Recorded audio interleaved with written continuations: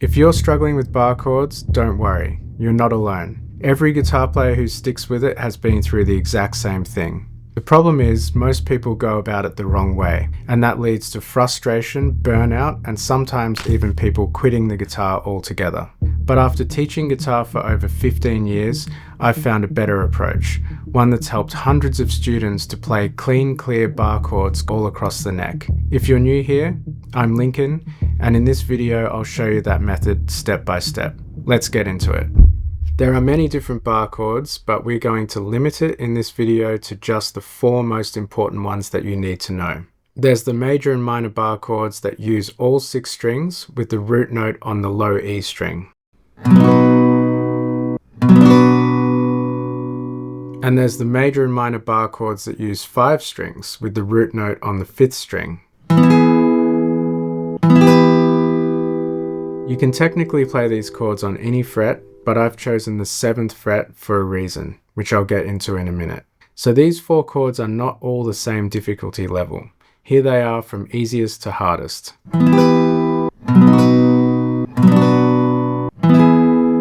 We're going to start with the 5-string minor bar chord. It's the easiest, and we'll be playing it on the 7th fret, right in the middle of the neck.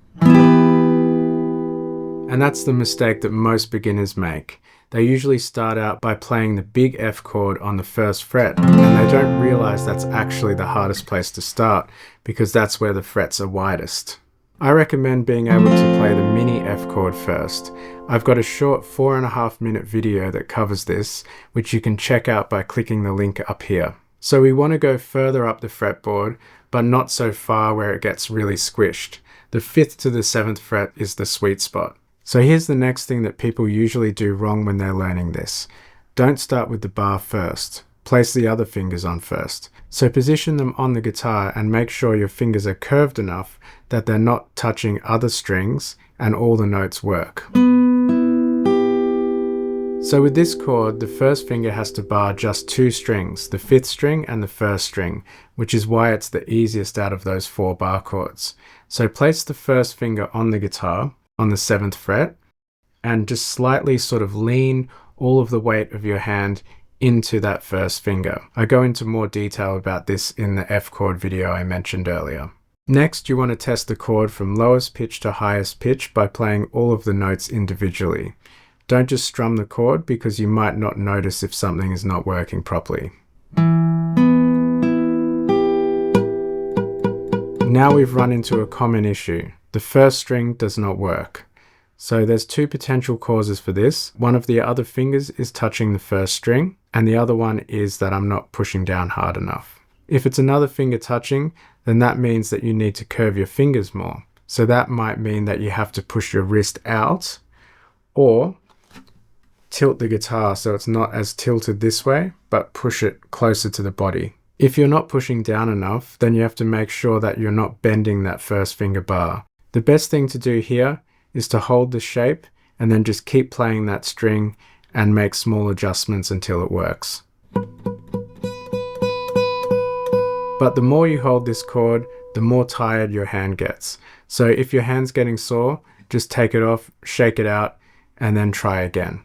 But don't expect that you're going to get this the first day you try it. You might get it, but just be patient and you'll get it with time. If you can get that string to work, then play all the notes from lowest to highest and make sure they all ring over each other.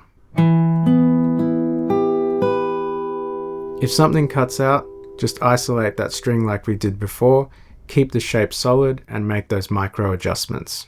So now we'll move on to the 6-string major bar chord. But before we do that, if any of these tips helped you, let me know in the comments which ones help you the most. So this one looks exactly like the 5-string minor bar chord, except now everything's moved up this way, so that means that the bar now has to play the 6th string, the 2nd string, and the 1st string. And that 2nd string is a killer compared to the other 2. So with that 2nd string, you have to make sure that the bar is not curved at all, otherwise it won't work. So you can just do the same thing as before, hold the shape, isolate that string, and then just keep flattening out that finger until it works.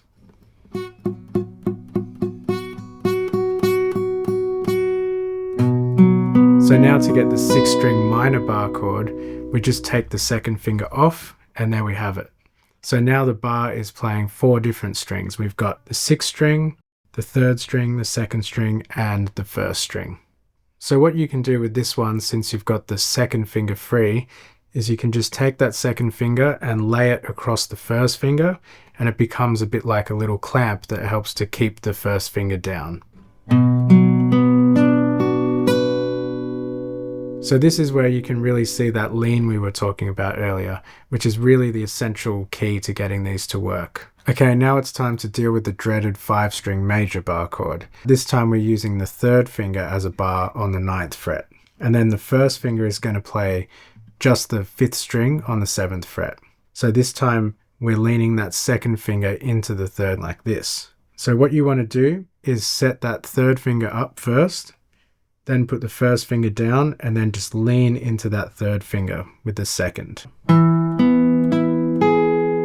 Now something that's going to really help you to get this to work is flexing this finger the opposite way. So you normally bend your finger like this.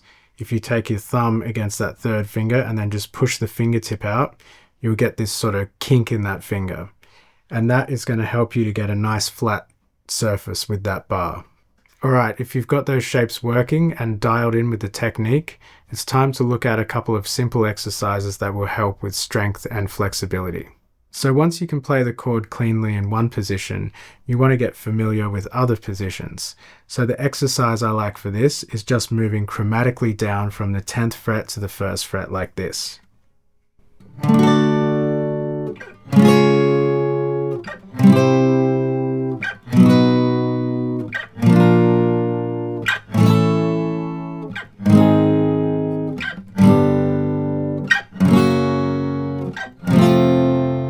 So when I was doing that, I was kind of strumming through the strings, but you might want to take it one at a time. So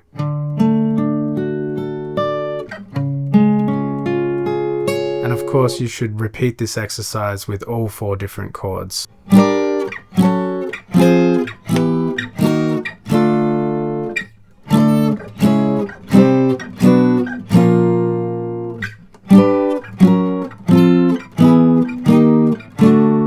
That way you'll really be able to hear every little imperfection. So if you can do that one, you might try skipping a fret like this.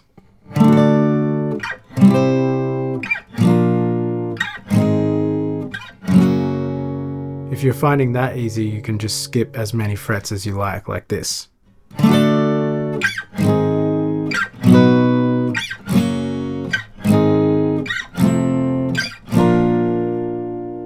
Next, you can try alternating between 2 different chord types on the same fret. So for example, we could alternate between the 5-string minor bar chord and the 6-string major bar chord like this.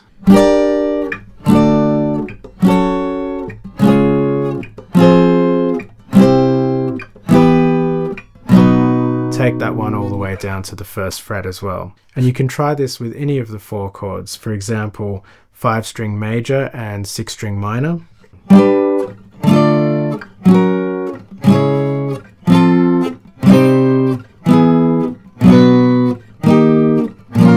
So if you're feeling confident with that, the next thing that you could try is just changing between all 4 chord shapes on random frets and getting the metronome involved. Let's try that.